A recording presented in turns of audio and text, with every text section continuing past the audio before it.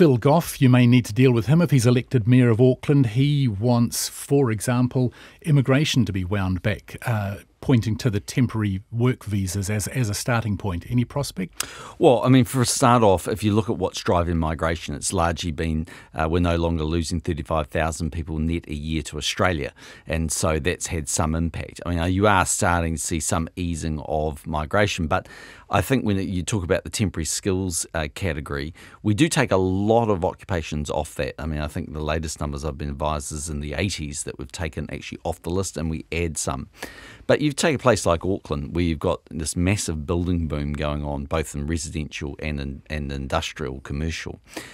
The unemployment rate in Auckland's 4.7%. So some of the people that we're bringing in temporary skills, while they might add some pressure in the system, they also add enormously to the solution. And so the question you really get is, are we going to stop, the manufacturer, the small IT company, whatever the large IT company, taking somebody on around New Zealand simply because migration's running at slightly higher levels than fair enough. So if you don't turn off the tap of immigration, you need more homes. Housing New Zealand, the biggest player, has given us figures which show over the next 3 years, they and the Tamaki Redevelopment Company will add only an average of 600 new homes to their stock in Auckland on each of the next 3 years. Is that really all there is, or have you got more coming that we don't know about? Well, in terms of social housing, the numbers I've been advised is about 2,000 additional social houses over the next couple of years. That'll be a combination of both new builds, I would have thought, and probably other properties. But they're also demolishing and selling. Certainly in Tamaki they are. But I think if you look at Tamaki, I mean, it's had a bit of a tortured history in a lot of ways. It's taken longer than anyone would want. But ultimately, it's a site that was home, I think, to 2,000 or 3,000 homes, moving out to about 9,500, with a much better configuration of 1-bedroom and 2-bedroom properties. And that's really been the issue in some instances when it comes to Housing New Zealand stock. They've had a lot of people living in quite big properties who realistically only need a 1-bedroom property and would probably love having a brand new 1-bedroom property. But those numbers you're talking about, so that is what the pipeline looks like. We're not expecting to hear something new from Housing New Zealand or from yourself in the foreseeable future. Well, Housing New Zealand, there's always a range of initiatives that we're working on. So I can't tell you that Paula Bennett's not going to get up and say there's more happening here on modular housing or there's more happening in these areas, because she has, not just as a result of the last couple of months, been working on these things for quite some time. So you've got something from Housing New Zealand coming, have you? Well, I mean, all I can say to you is I can't rule out that there's a range of initiatives that have been undertaken, but it's not new. It's been a continuum of work in progress of different initiatives. The call from Phil Twyford, the state of emergency call?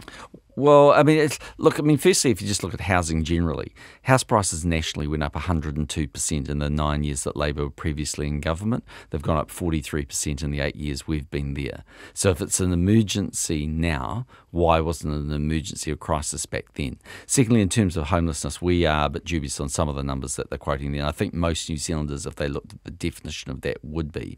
That's not to say that there are not homeless people, and there hasn't been an increase. I've acknowledged there's been an increase, and it's one of the reasons we're putting $50 million of additional expenditure into emergency support. This is an issue that seems to trouble Auckland. Is there's the spin-off poll which measured support for National across Auckland down to 42.6 in their poll versus your 48.6. Yeah, I mean, you've got to be very, very careful about. So you don't think housing's hurting you in Auckland? Look, we poll every week, and it's not no.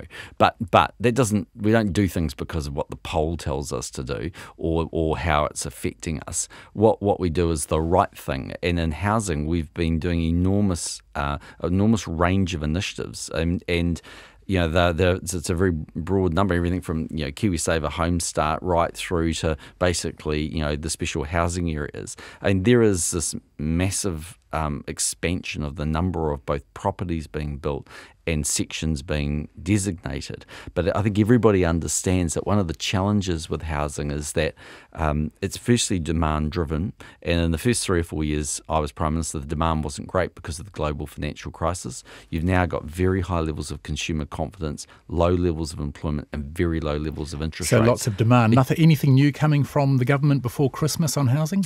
Oh, well, you always have to wait and see. I mean, there's always a range of things. But look, if we just continue to execute our plan and those numbers of houses that have gone up from 10 houses a day being built into Auckland to over 40, we'll be on the right track.